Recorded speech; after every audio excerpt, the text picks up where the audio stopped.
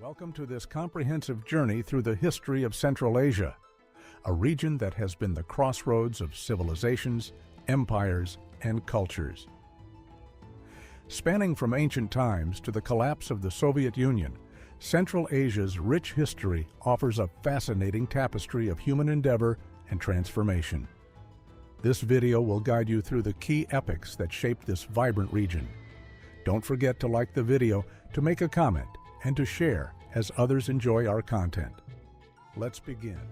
Predominantly covered by the Karakum Desert, Turkmenistan features vast sandy expanses with sporadic oases.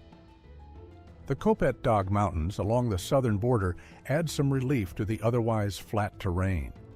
The climate is arid, with extremely hot summers and mild winters, and precipitation is minimal. Tajikistan. This country is characterized by its mountainous terrain, with the Pamir and Ali ranges covering most of the area.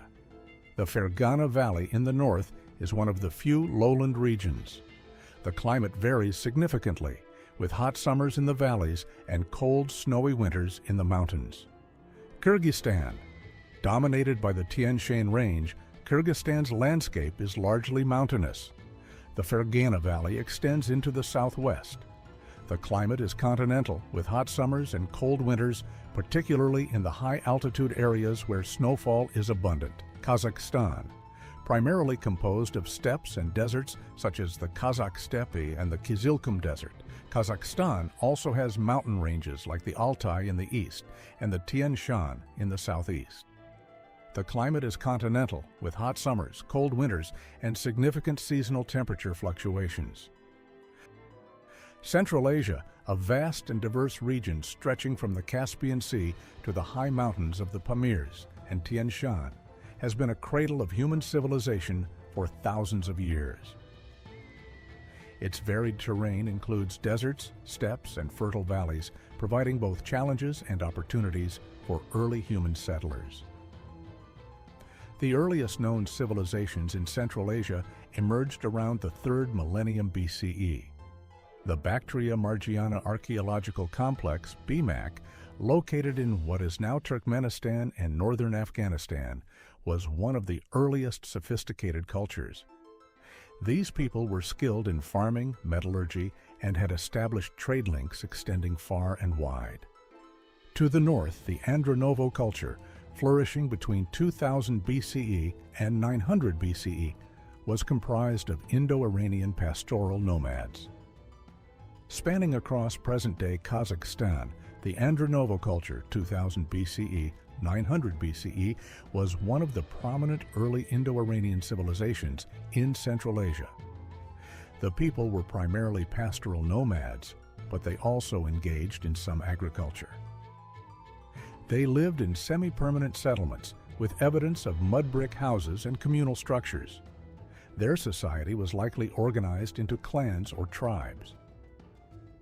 The Andronovo people are known for their metalwork, particularly bronze tools and weapons, and their burial practices, which included kurgans, burial mounds. Bactria-Margiana Archaeological Complex, BMAC, circa 2200 BCE, 1700 BCE. This culture, also known as the Oxus civilization, was centered in what is now Turkmenistan, northern Afghanistan, and parts of Uzbekistan and Tajikistan.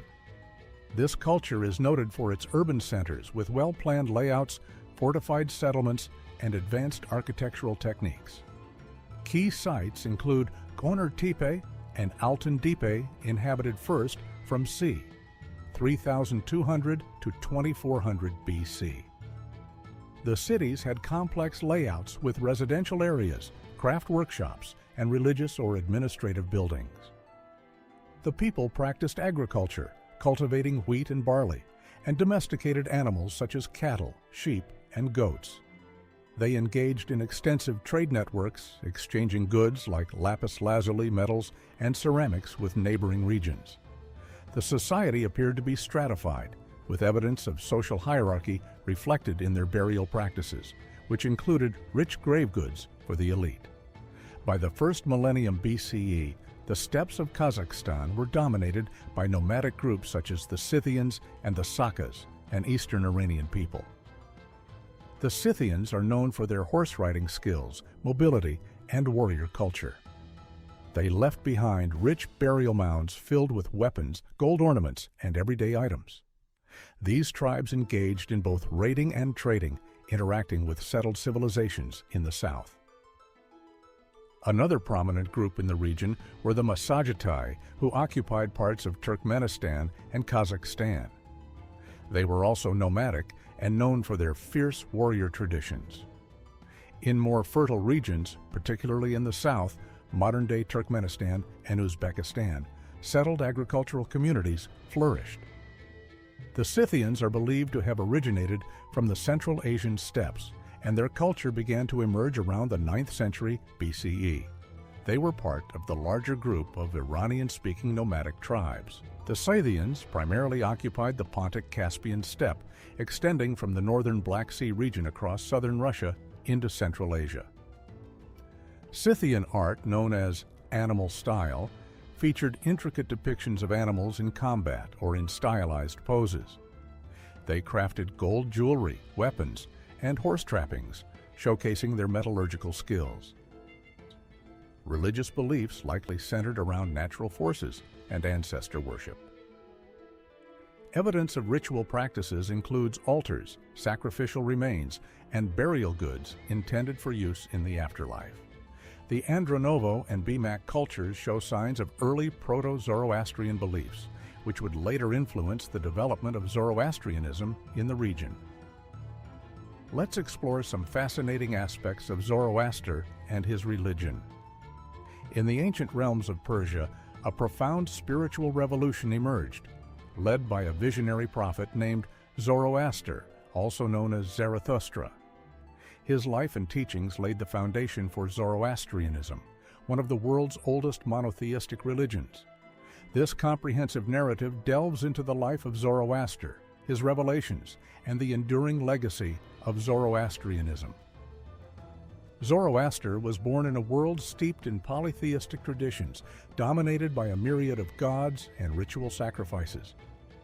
His exact birth date remains a subject of debate among scholars, with estimates ranging from 1500 BCE to 1000 BCE, although the traditional date places him around the 6th century BCE. Zoroaster's birthplace is believed to be in the northeastern part of present-day Iran or southwestern Afghanistan, regions that were integral parts of ancient Persia. Born into the Spitama family, which belonged to the priestly class, Zoroaster's father was Purashaspa and his mother was Dugdova. From a young age, Zoroaster was immersed in religious training, learning the rites and rituals of the Indo-Iranian religious traditions. These early experiences were instrumental in shaping his spiritual journey. Despite his priestly background, Zoroaster was not content with the prevailing religious practices, which he perceived as corrupt and morally deficient. At the age of 30, Zoroaster's life took a dramatic turn. According to Zoroastrian tradition, he experienced a divine revelation while performing a purification ritual at a river. During this profound spiritual encounter, he was visited by Vohumana, the embodiment of the good mind. Vohumana guided Zoroaster to the presence of Ahura Mazda, the wise Lord who revealed the truths of the universe to him.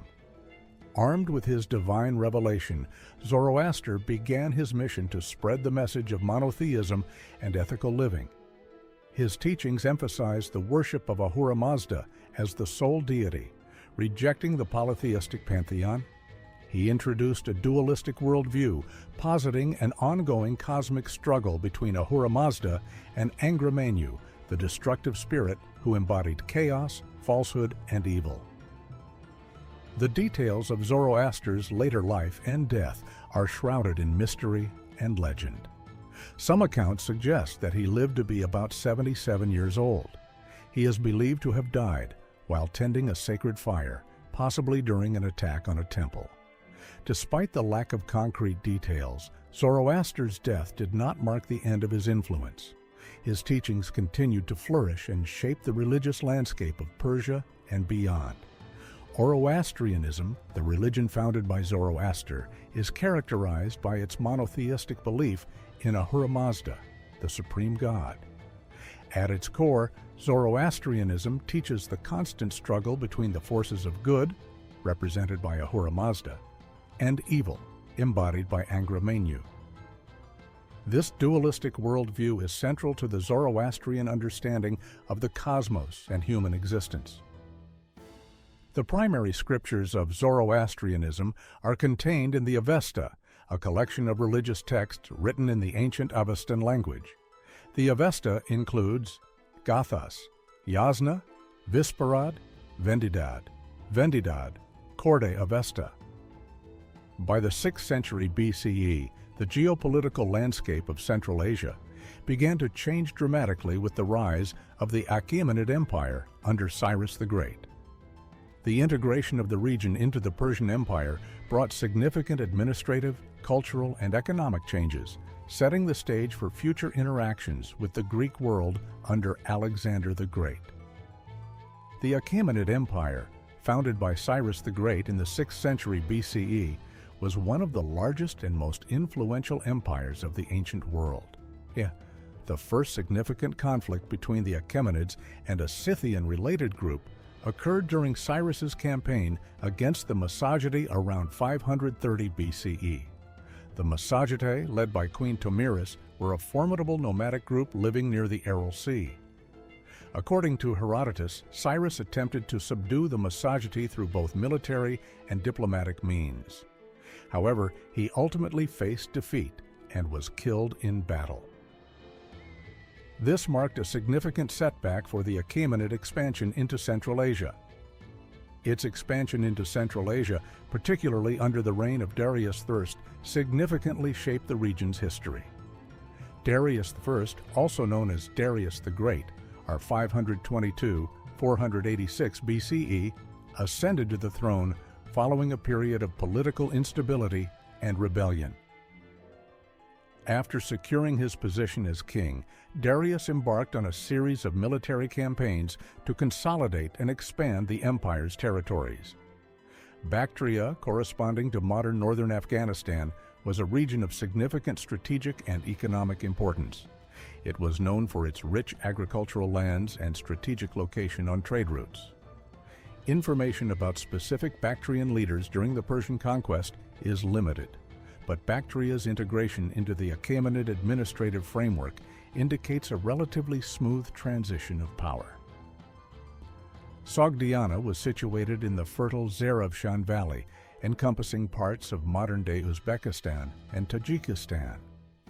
The region was bordered by the Sir-Darya River to the north and the AMU Darya River to the south, making it a vital agricultural and trade hub. It was another key region conquered by Darius. The conquest likely involved subduing various local tribes and city-states that resisted Persian control.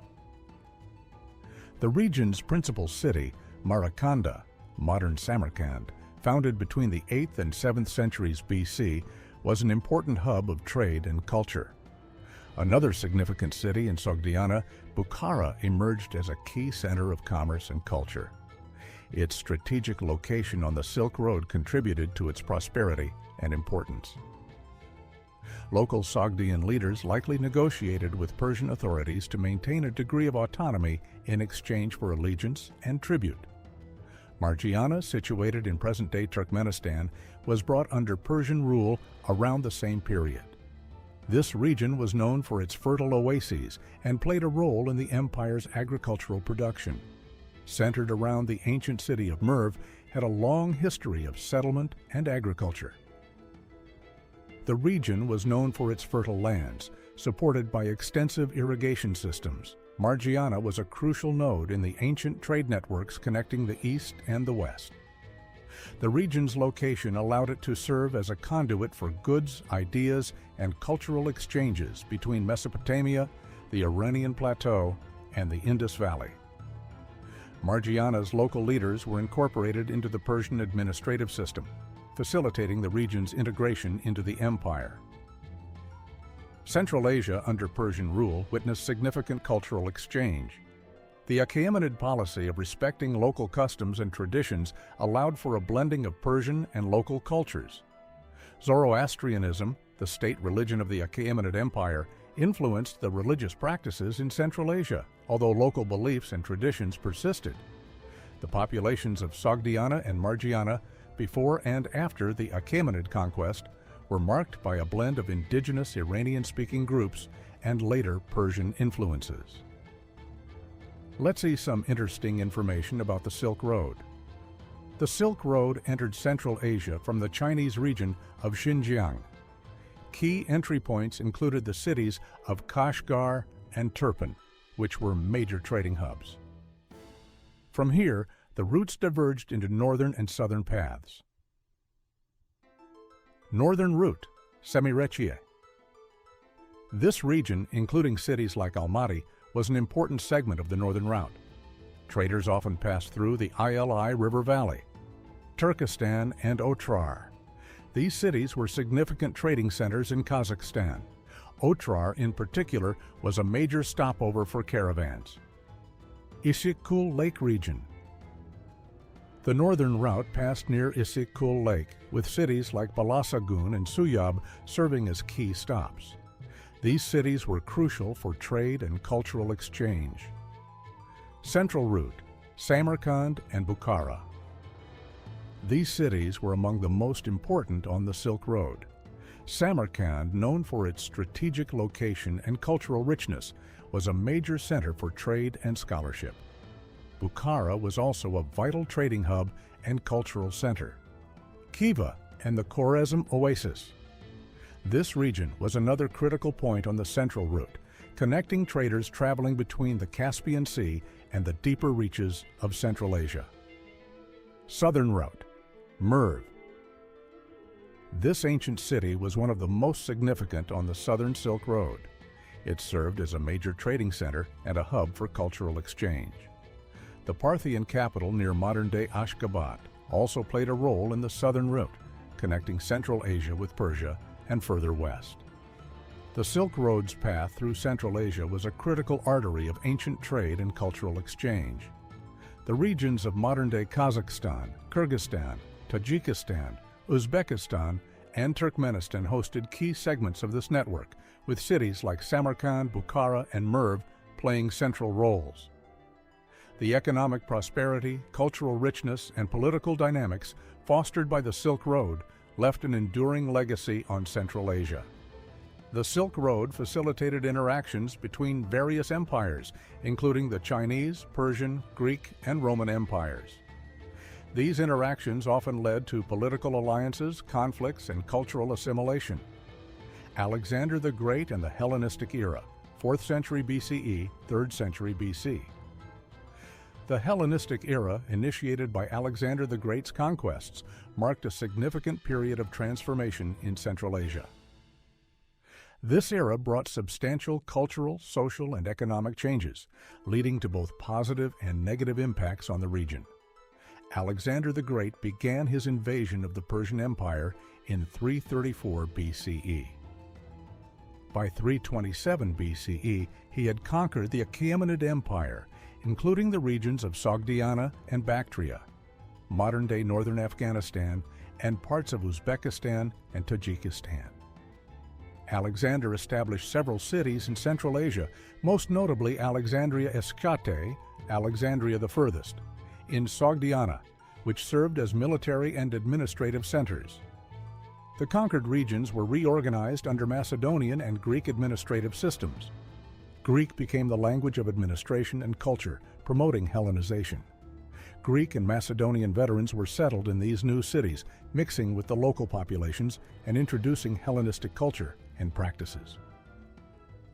The establishment of Greek and Macedonian colonies brought new settlers into the region, who integrated with the local populations. These settlers were often granted land and privileges, fostering loyalty to the Hellenistic rulers. Intermarriage between Greeks and local populations was encouraged to promote unity and stability. This led to a blending of Greek and local cultures. The imposition of Greek culture and administrative practices led to tensions between the Greek settlers and local populations. Not all locals welcomed the changes, leading to occasional conflicts and resistance. In response to the new socio-political environment, some local groups migrated to other parts of Central Asia, while others adapted to the new Hellenistic influences. The new cities and existing urban centers were influenced by Greek architectural styles, including the use of columns, theaters, and gymnasia. Urban planning followed Greek models with grid layouts and public spaces. Greek art and literature flourished in Central Asia. Local artisans adopted Greek styles, leading to the creation of hybrid art forms that combined Greek and Central Asian elements. Greek texts were also introduced and translated. Greek deities were introduced, often merging with local gods. This syncretism resulted in new religious practices and beliefs. For example, the Greek god Zeus was sometimes identified with the local supreme deity.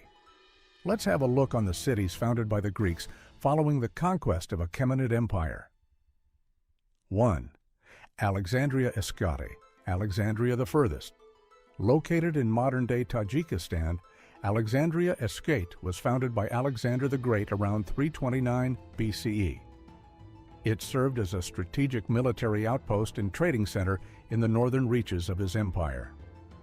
Situated in northern Afghanistan near the confluence of the Oxus, Amu Darya, and Kokcha rivers, Ai-Khanum was founded around 280 BCE by Seleucus I Nicator, one of Alexander's successors.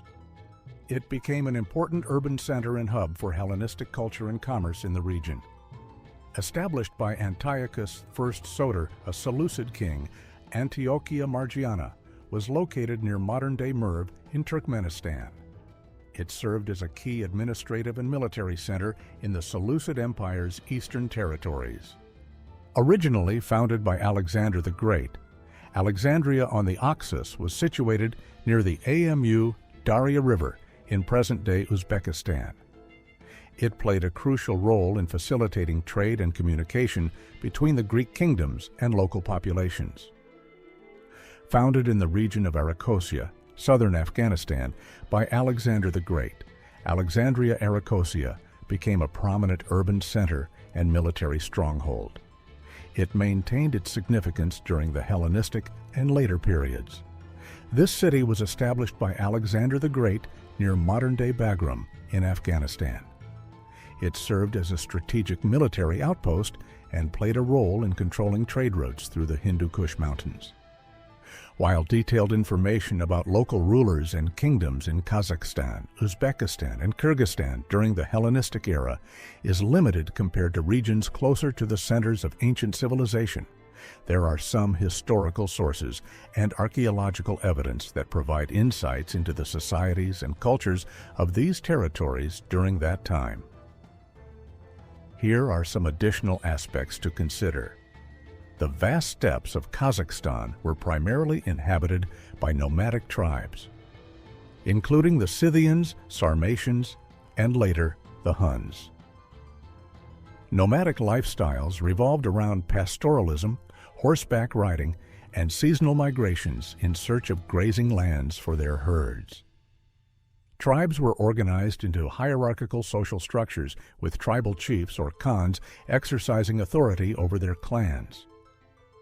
Archaeological excavations have revealed numerous burial mounds, kurgans, and artifacts belonging to the nomadic cultures of ancient Kazakhstan.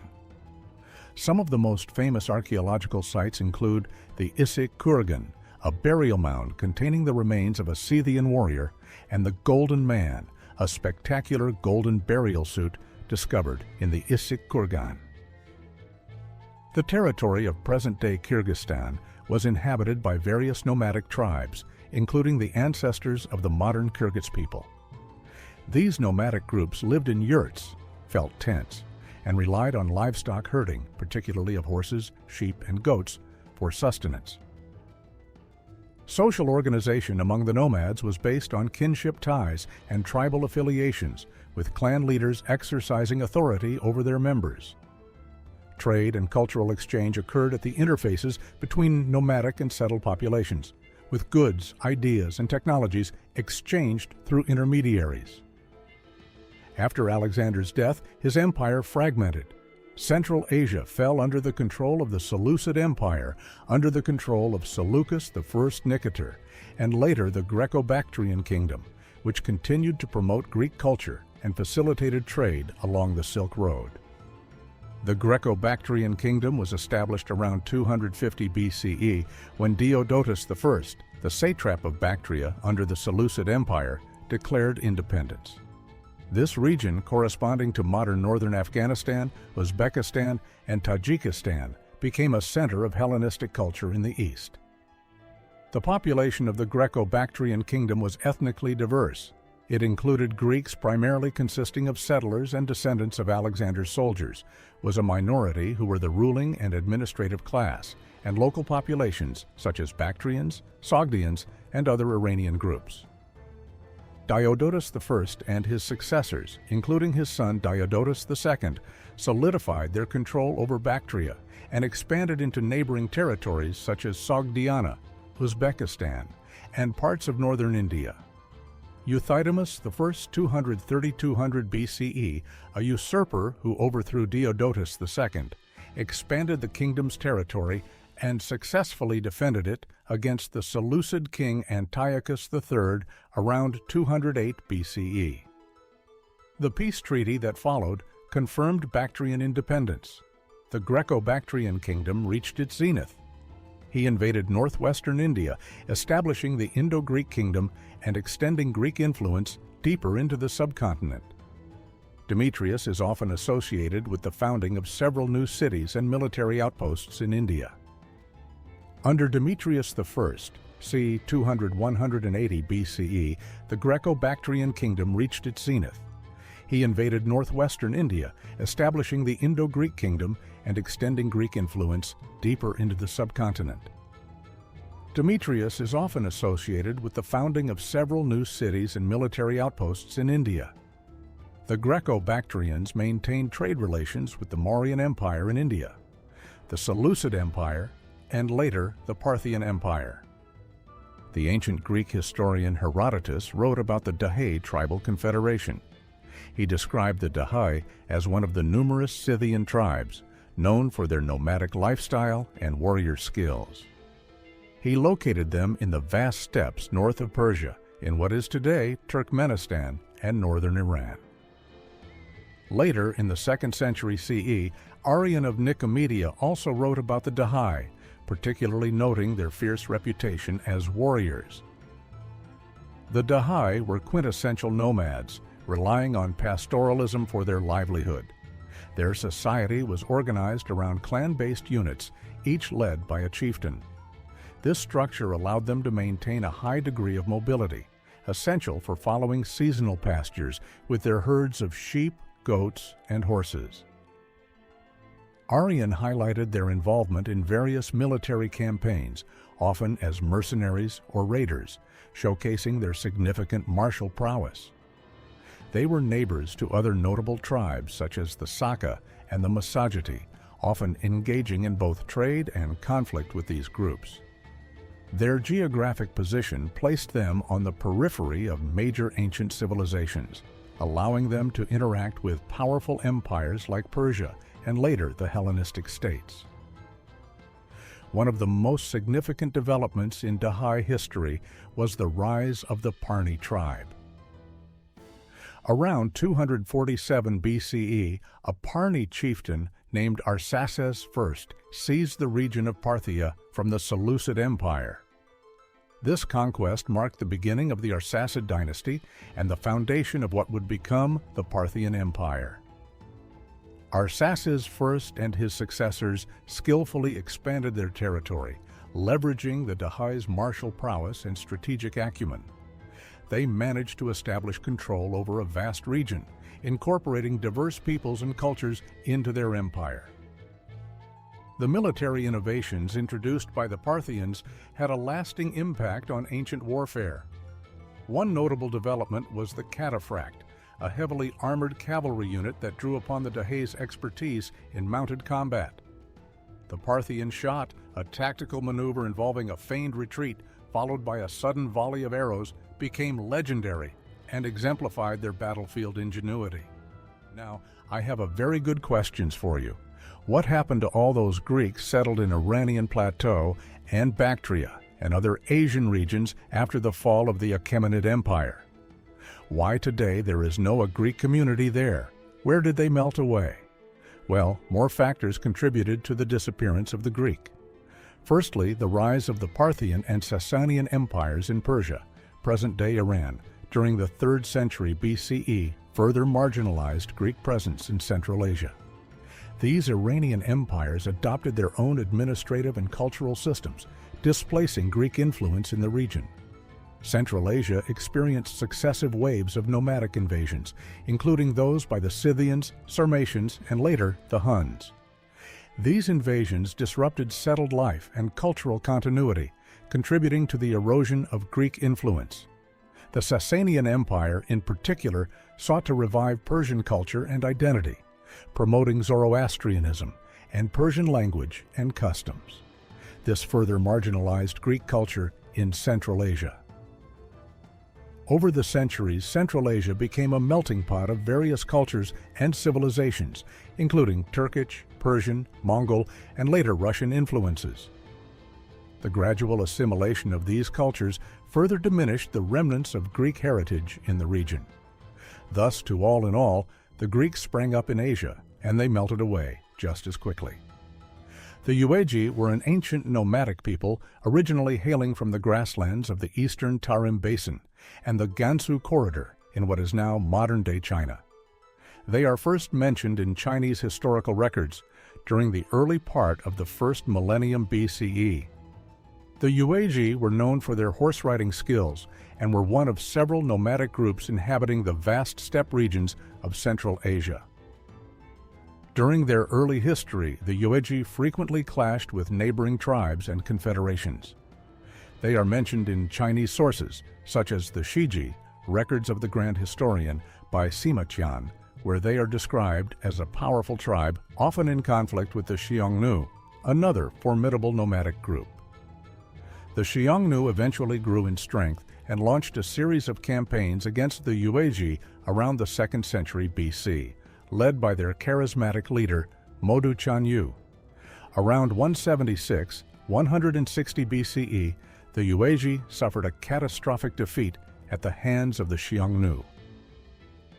According to Chinese sources, the Xiongnu killed the Yuezhi king and made a drinking cup from his skull, an act that symbolized their dominance. This defeat forced the Yuezhi to undertake a massive migration westward in search of new lands and security. The Yuezhi migrated into Bactria around the 2nd century BC and eventually established the Kushan Empire. The Kushans played a crucial role in the spread of Buddhism, promoting it across Central Asia and into China. Under rulers like Kanishka, the Kushan Empire became a hub of cultural and commercial exchange. Under the leadership of Kujula Kadphises, the Yuezhi tribes unified into a single political entity, giving rise to the Kushan Empire around the 1st century AD. Kujula Kadphises adopted many aspects of Hellenistic and local cultures, creating a syncretic society that blended Greek, Persian, Indian, and Central Asian elements. The Kushan Empire, under the Yuezhi rulers, became a melting pot of cultures. The Yuezhi adopted Buddhism and played a crucial role in its spread across Central Asia and into China. The Gandhara region, under Kushan rule, became a renowned center of Buddhist art and learning, producing iconic Greco-Buddhist sculptures that combined Greek artistic techniques with Buddhist themes. The Kushan rulers established a centralized administrative system and fostered trade along the Silk Road, connecting their empire to the Roman Empire in the west, the Parthians in Persia, and the Han dynasty. The Parthian Empire was characterized by a feudal system with semi-autonomous kings and nobles who often had competing interests. This decentralized structure led to frequent internal conflicts and weakened central authority. The lack of a strong centralized government led to numerous uprisings and rebellions by local rulers and provinces, further destabilizing the empire. The Parthian Empire had ongoing conflicts with the Roman Empire, which drained resources and further weakened its military capabilities. The empire also faced threats from nomadic tribes on its northern and eastern borders, adding to its military and economic burdens.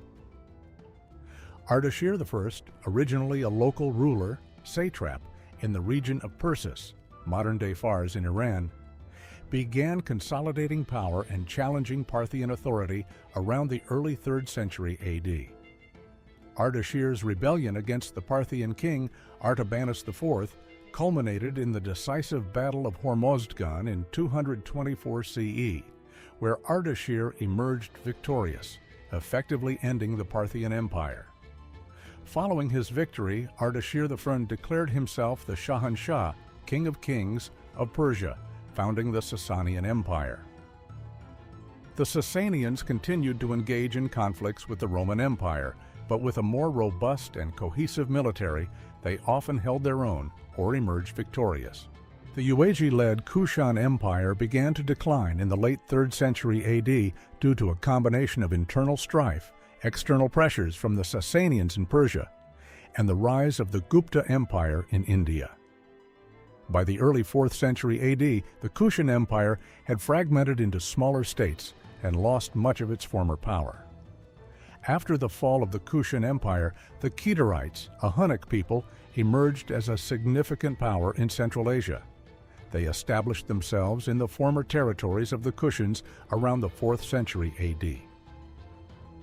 The Kedarites managed to create a relatively stable and prosperous state, maintaining control over Bactria and parts of northern India. They continued the Kushan tradition of patronizing Buddhism and facilitating trade along the Silk Road. The Hephthalites, also known as the White Huns, began to exert influence in Central Asia around the 5th century AD. The Hephthalites were known for their military prowess and posed a significant threat to both the Sassanian Empire and the Gupta Empire. They managed to defeat the Sassanians and occupied parts of their eastern territories. Despite their military successes, the Hephthalites struggled to establish a centralized state, and their rule was marked by frequent conflicts with neighboring powers. The Sassanian Empire, based in Persia, continued to exert influence over Central Asia during this period. They managed to reclaim some of their lost territories from the Hephthalites and maintained a degree of control over regions such as Khwarezm and parts of Bactria. The Afrigids were an ancient Iranian dynasty that ruled over parts of Central Asia during the early medieval period. Emerging in the aftermath of the collapse of the Hephthalite, White Hun, Empire, the Afrigids played a significant role in shaping the political landscape of the region. The origins of the Afrigids can be traced back to the Iranian plateau, specifically to the region of Khorasan, present-day northeastern Iran, and parts of Afghanistan. They were likely descendants of the ancient Iranian tribes that had inhabited the area for centuries. The Afrigids rose to prominence in the 4th century AD, taking advantage of the power vacuum created by the decline of the Hephthalite Empire. With their base of operations in Khorasan, the Afrigids gradually expanded their influence into the neighboring regions of Transoxiana, present-day Uzbekistan, Tajikistan, and parts of Turkmenistan, and Sogdiana, modern-day Uzbekistan and Tajikistan. They maintained diplomatic relations with neighboring powers, including the Sassanian Empire to the west and the various Turkic Khaganates to the north and east. They often played a balancing act between these rival powers, seeking to preserve their autonomy and protect their interests in the region. By the mid-6th century AD, the Afrigid dynasty began to decline due to internal conflicts and external pressures from neighboring powers. The rise of the Turkic Khaganates, such as the Gokturks and the Western Turkic Khaganate, posed a significant challenge to Afrigid rule. By the mid-6th century AD, a new and formidable power emerged in Central Asia, the Gokturks. The Gokturks were a Turkic nomadic confederation that established a vast empire stretching from Mongolia to the Black Sea. Under the leadership of Buman Kagan and his Sukedsors, the Gokturks united various Turkic tribes and created a powerful and cohesive state. They defeated the Ruran Khaganate and established their dominant AD over the Adintral Asian steppes. The Gokturks expanded westward, conquering territories in Adintral Asia and exerting influence AD over regions such as Sogdiana, Bactria, and Khwarezm. Their control facilitated trade along the Silk Road and fostered interactions between East and West. The Gokturks were instrumental in promoting cultural and religious exchange in Adintral Asia. They maintained diplomatic relations with both the Sassanian Empire and the Byzantine Empire, facilitating the flow of goods, ideas, and technologies. As the 7th century dawned over the sprawling landscapes of Central Asia, the region stood at a crossroads of history, poised on the brink of monumental change. From the bustling markets of Samarkand to the windswept steppes of Kazakhstan, the diverse peoples and cultures of Central Asia were about to be swept up in a tide of transformation driven by the advent of Islam and the ambitions of the emerging Arab caliphates. Let us embark on a journey through this pivotal era, exploring the events leading up to the Arab invasion and the profound impact it had on the region. Battle of Talas, 751. Central Asia in the late 6th and early 7th centuries was a vibrant mosaic of civilizations, religions, and ethnicities. Cities such as Bukhara, Samarkand, and Merv bustled with trade and commerce, serving as vital nodes on the Silk Road that linked East and West. Persian, Turkic, Sogdian, and other languages mingled in the bustling bazaars, reflecting the region's rich cultural diversity. In the Arabian Peninsula, a new faith was taking root and rapidly spreading under the leadership of the Prophet Muhammad. By the early 7th century, Islam had emerged as a potent force, uniting disparate Arabian tribes under a common banner of monotheism and social justice. The conquests of the Rashidun Caliphate, the first Islamic empire, had already brought vast territories under Muslim rule, setting the stage for the expansion into Central Asia. In 651 AD, the forces of the Rashidun Caliphate, under the command of General Abdullah ibn Amir, launched a series of campaigns into Central Asia. The conquests were swift and decisive, as Arab armies defeated local rulers and established Muslim rule over the region. Cities such as Bukhara, Samarkand, and Tashkent fell to the Arab forces, marking the beginning of a new chapter in Central Asian history. The Arab conquests brought Islam to Central Asia, forever altering the religious landscape of the region. Mosques and madrasas replaced Zoroastrian fire temples and Buddhist stupas as symbols of faith, while Arabic script supplanted Sogdian and other languages in written communication. The teachings of Islam spread rapidly among the local populations, aided by the efforts of Arab scholars, missionaries, and administrators. The conquests in Central Asia were not without resistance. Local rulers such as the Afrigids and the Turkic Khaganates mounted fierce opposition to Arab rule, leading to prolonged conflicts and shifting alliances. The Battle of Talas in 751 AD between the Abbasid Caliphate and the Tang dynasty of China epitomized the geopolitical complexities of the era as Arab, Chinese, and local forces clashed over control of Central Asia. The Tang dynasty, seeking to expand its influence into Central Asia, clashed with the Abbasid Caliphate, which sought to consolidate its control over the Silk Road trade routes. The strategic city of Talas, a bustling center of commerce and cultural exchange, became the focal point of the conflict. The Battle of Talas, fought in 751 AD near the Talas River in modern-day Kazakhstan, stands as one of the most consequential conflicts in Central Asian history. The battle itself was a bloody and protracted affair, with both sides committing significant resources and manpower to secure victory. The Arab forces, led by Ziyad ibn Salih, clashed with the Tang army commanded by Gao Xianji. Despite fierce resistance from the Tang forces, the Abbasid army emerged victorious, thanks in part to the defection of a contingent of Karluk Turkic soldiers from the Tang side.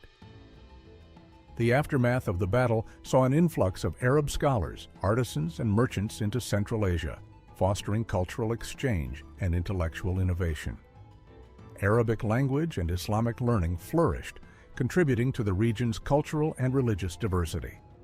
The disruption caused by the Battle of Talas temporarily halted Silk Road trade between China and the Abbasid Empire. However, the subsequent establishment of Arab control over key trade routes facilitated the flow of goods and ideas across Eurasia, enriching the economies of Central Asia. The Battle of Talas was not the only major conflict between Arabs and local populations in Central Asia. Throughout the early medieval period, Arab conquerors faced resistance from various ethnic groups, including the Persians, Turks, Sogdians, and Khazars. These conflicts, though often overshadowed by the Battle of Talas, played a significant role in shaping the dynamics of power and identity in Central Asia. The maximum extent of Arab conquests in Central Asia reached its zenith during the expansion of the Abbasid Caliphate in the 8th century CE. The Arabs penetrated deep into Central Asia, establishing control over vast territories and bringing them under the umbrella of Islamic governance. Some of the key regions and cities that fell under Arab rule at the height of their expansion in Central Asia include Tarim Basin. The Arabs implemented several administrative and organizational measures to govern the territories they occupied in Central Asia. These efforts aimed to consolidate control, promote Islam, facilitate trade, and maintain stability in the newly conquered regions. Here are some key ways in which the Arabs reorganized the occupied zone. The conquered territories were divided into provinces, wilayat, or administrative districts, each governed by a provincial governor, wali, appointed by the caliph or his representatives. These governors had authority over matters such as taxation, justice, and defense. The Arabs introduced Islamic legal principles and institutions to administer justice in the conquered territories. Islamic judges, qadis, were appointed to adjudicate disputes and apply Islamic law, Sharia, in accordance with the Quran and the Sunnah, the teachings and practices of the Prophet Muhammad. Arab rulers and administrators actively promoted Islam among the local population, encouraging conversion to the new faith. Mosques were built, Quranic schools, madrasas, were established, and Islamic scholars were invited to disseminate Islamic teachings and jurisprudence. Arabic became the administrative language of the conquered territories, replacing local languages in official documents, decrees, and correspondence. Arab administrators and officials were appointed to key positions in the provincial administration, although local officials were sometimes retained to help govern the population. Arab military garrisons were established in strategic locations throughout the conquered territories to maintain security and suppress rebellion. These garrisons also served as centers of administration and control, overseeing local affairs and enforcing the authority of the central government. As the Abbasid Caliphate began to weaken in the 9th century, partly due to internal strife and external pressures, Central Asia witnessed the rise of local dynasties and semi-autonomous states. The Tahirid dynasty, which emerged in Khorasan, northeastern Iran, played a crucial role in this period. Although nominally loyal to the Abbasids, the Tahirids exercised considerable autonomy and extended their influence into parts of Central Asia, including areas of modern Turkmenistan and Uzbekistan. The Tahirid dynasty was founded by Tahir ibn Hussein, a military commander of Persian origin who served under the Abbasid Caliphate. Tahir's rise to prominence began during the civil war between Caliph Al-Amin and his brother Al-Mamun. In 811 CE, the Abbasid Caliphate was embroiled in a civil war known as the Fourth Fitna, a conflict over the succession to the caliphate between Al-Amin and Al-Mamun. Tahir ibn Hussein was a key supporter of Al-Mamun. In 813 CE, Tahir led Al-Mamun's forces to a decisive victory at the Battle of Merv, effectively ending Al-Amin's rule and securing Al-Mamun's position as caliph. As a reward for his loyalty and military prowess, Al-Mamun appointed Tahir as the governor of Khorasan, a vast and strategically important province in northeastern Iran. Tahir ibn Hussein's appointment marked the beginning of the Tahirid dynasty. He established his capital in Nishapur, which became the center of Tahirid power. While the Tahirids nominally recognized the authority of the Abbasid caliphs, they operated with significant autonomy. Tahir and his successors effectively ruled Khorasan and other eastern provinces as hereditary governors. This arrangement allowed the Tahirids to consolidate their power and govern their territories with considerable independence from the central Abbasid authority. Let's see another Tahirid rulers. Tahir ibn Hussein, 821, 822. Talha ibn Tahir, 822, 828. Abdullah ibn Tahir, 828, 845, and Tahir ibn Abdullah, 845, 862. The later Tahirid rulers faced challenges from within their own ranks. Succession disputes and internal conflicts weakened the unity and strength of the dynasty. The authority of the Tahirid governors eroded as local leaders and military commanders sought greater autonomy. The decline of the Tahirid dynasty was marked by a combination of internal strife, external pressures, and the rising power of rival dynasties. In 873 CE, the Safarid ruler Yaqub ibn al-Layth al-Safar captured Nishapur, effectively ending Tahirid rule in Khorasan. The fall of Nishapur marked the collapse of the Tahirid dynasty. The Safarids took control of the former Tahirid territories, and the remnants of the Tahirid family faded into obscurity. As we conclude this first chapter of our exploration into the heart of Central Asia, we have traversed through millennia of captivating history. From the earliest human settlements and the rise of the Oxus civilization to the cultural melting pot of the Persian and Hellenistic eras, Central Asia has been a vibrant crucible of human progress and interaction. In our next episode, we will delve into the fascinating epochs that followed: the flourishing of the Achaemenid Empire, the transformative Turkish migrations of the 11th and 12th centuries, the sweeping Mongol invasion, and the cultural renaissance under the Timurid Empire. Each of these periods contributed profoundly to the tapestry of Central Asian history, leaving legacies that continue to resonate today. Stay tuned as we continue our journey through the annals of Central Asia, uncovering the stories of resilience, conquest, and cultural fusion that have shaped one of the most intriguing regions in the world. Thank you for joining us on this adventure, and we look forward to your company in the next chapter.